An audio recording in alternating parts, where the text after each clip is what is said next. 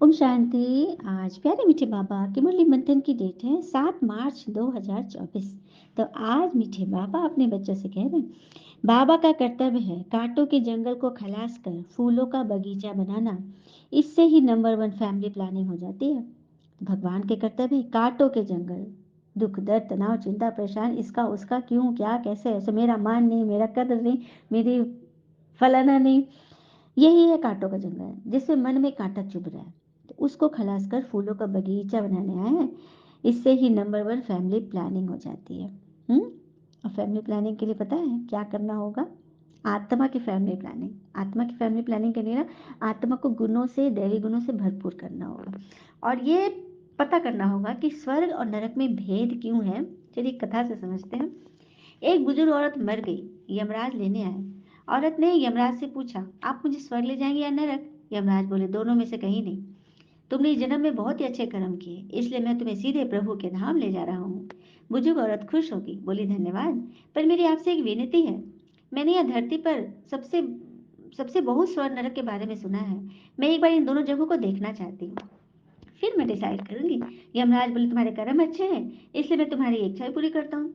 चलो हम नरक, स्वर्ग और नरक के रास्ते से होते प्रभु के धाम चलेंगे। दोनों चल पड़े। सबसे पहले नरक आया। नरक में बुजुर्ग औरत ने जोर जोर से लोगों के रोने की आवाज सुनी।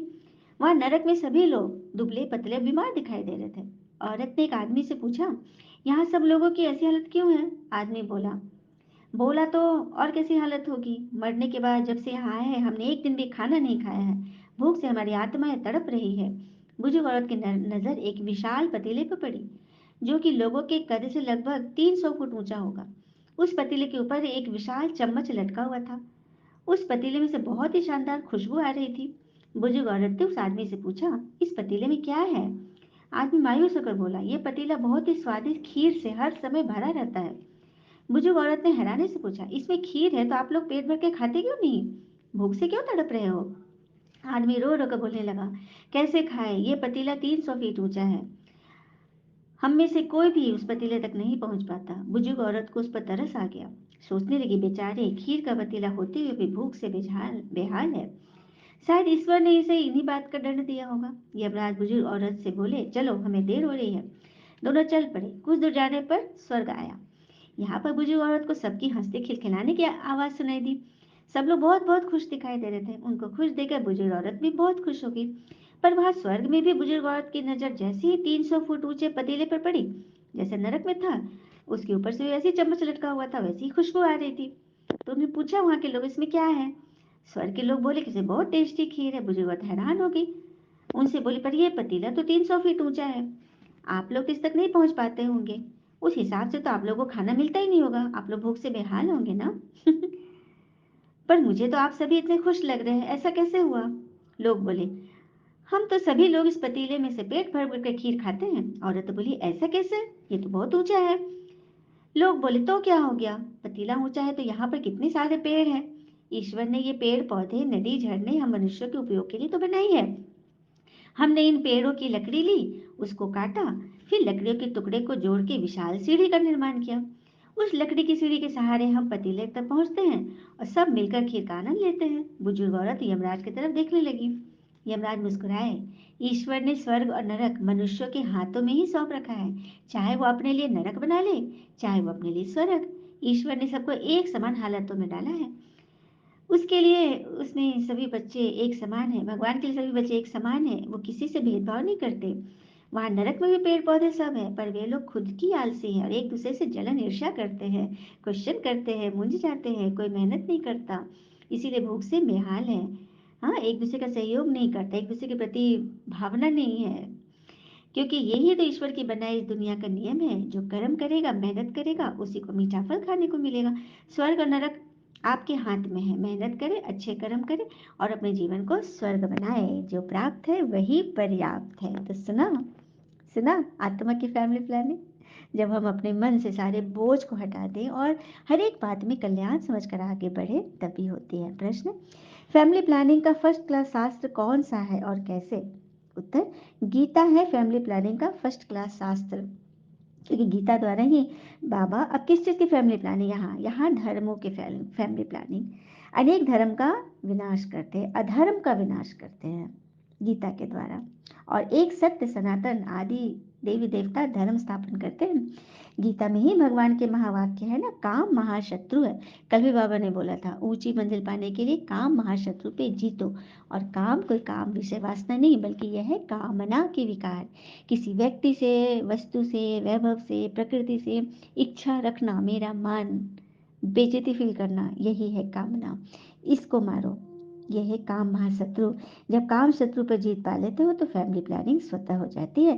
यह एक बाबा का ही काम है, किसी मनुष्य का नहीं है। क्या मनुष्य मनुष्य ऐसी बात सिखा सकता है क्या? और कहते हैं ना, मन ऐसी जमीन है जहाँ आप जैसी मानसिकता का बीज बोएंगे वैसा ही फल प्राप्त होगा। जैसा ही हलचल का बीज बोएंगे वही उसमें से वही निकलेगा।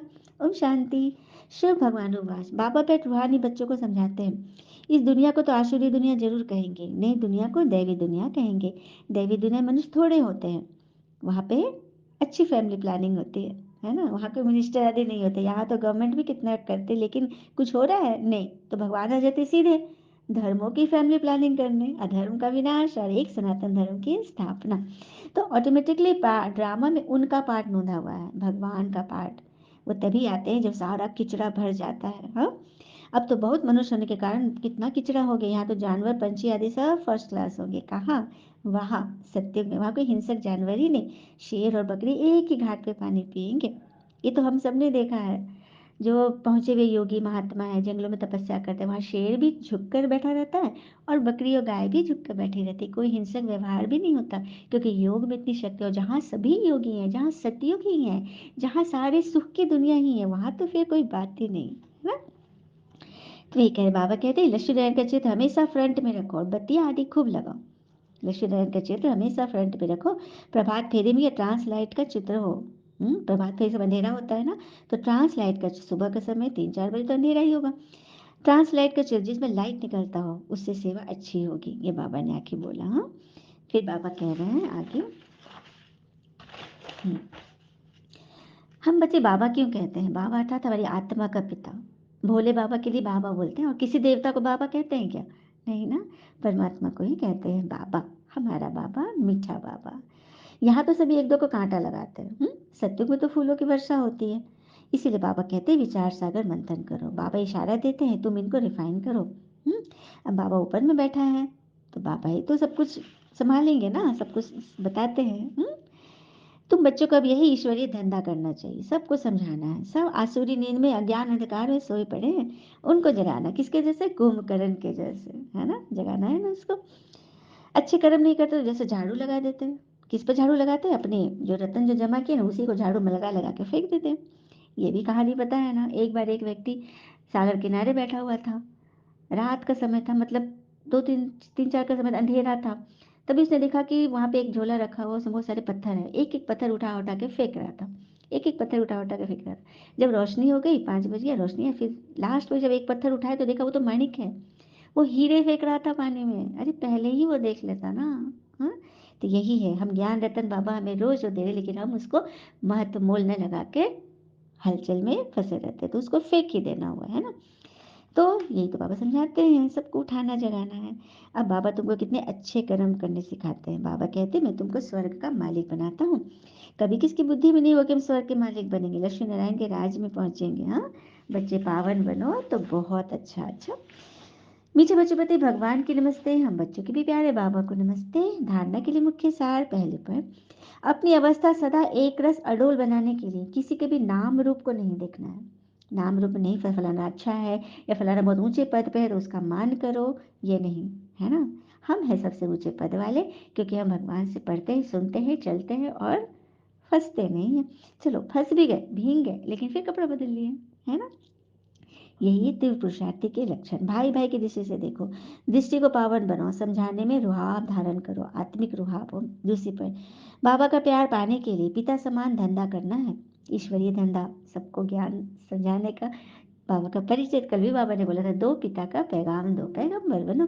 जो आसुरी नींद में सोए उन्हें जगाना है, गोरा बनकर दूसरों को बनाना है। पहले खुद गोरा बनो तभी तो कोई बनेगा। अपने अंदर ही हलचल है, प्रश्न है, उलझन है, तो फिर कैसे आगे बढ़ेंगे, है ना। वरदान है, अपने सरल स्वभाव और शुभ भाव द्वारा भोलानाथ बाबा के प्यार का अनुभव करने वाले आकर्षण मूर्त भव। अपने सरल स्वभाव और शुभ भावना द्वारा भोलानाथ भगवान के प्यार का परमात्म प्यार का अनुभव करने वाले क्या बनते हैं? आकर्षण मूर्त। भोलानाथ बाबा को सबसे प्रिय भोले बच्चे हैं। भोले अर्थात जो सदा सरल स्वभाव, शुभ भाव और स्वच्छता संपन्न मन और कर्म दोनों में सच्चाई और सफाई वाले हो। ऐसे बच्चे आकर्षण मूर्त मन बाबा को भी अपने ऊपर आकर्षित करते हैं। भोलानाथ बाबा ऐसे सरल स्वभाव भोले बच्चे के गुणों की माला सिमरन करते हैं। भगवान को भोलापन प्यारा है। भोला बच्चा बाबा को बहुत प्यारा है। आप बच्चों ने अपने भोलेपन से ही भगवान को मोह लिया, उन्हें अपना बना लिया, है ना? ठीक है ना? कहते हैं ना कि समझदार वो नहीं जो ज्यादा पढ़ा लिखा है, ज्यादा युक्ति युक्त है, लेकिन समझदार वो है जिसे पता है कि किसी बात में फंसना नहीं है। मेरे अल्फाज, मेरे लफ्ज क्या बयां कर रहे हैं, इसका क्या परिणाम निकलेगा, यह है समझदारी के निशान। कभी भी ऐसे व्यर्थ बोल न बोले जो कि अंदर नहीं है, वो ऊपर मुख में भी न लाए, है ना? यही है भोलेपन की निशानी। स्लोगन: अपने चेहरे और चलन से गुण व शक्तियों की गिफ्ट बांटना ही शुभ भावना, शुभ कामना। बाबा कहते हैं सबके लिए शुभ भावना रखो। तो शुभ भावना कैसे रखेंगे? हाँ, उसकी विधि बाबा में बता दी। अपने चेहरे और चलन से गुण और शक्तियों की गिफ्ट बांटो, यही है शुभ भावना, शुभ कामना। अच्छा, ओम शांति। शुक्र है मीठे बाबा व बाबा के प्यारे प्यारे बच्चे, आप सबका जीवन सदैव शुभ हो। ओम शांति। शुक्रिया बाबा, शुक्रिया, शुक्रिया सभी का।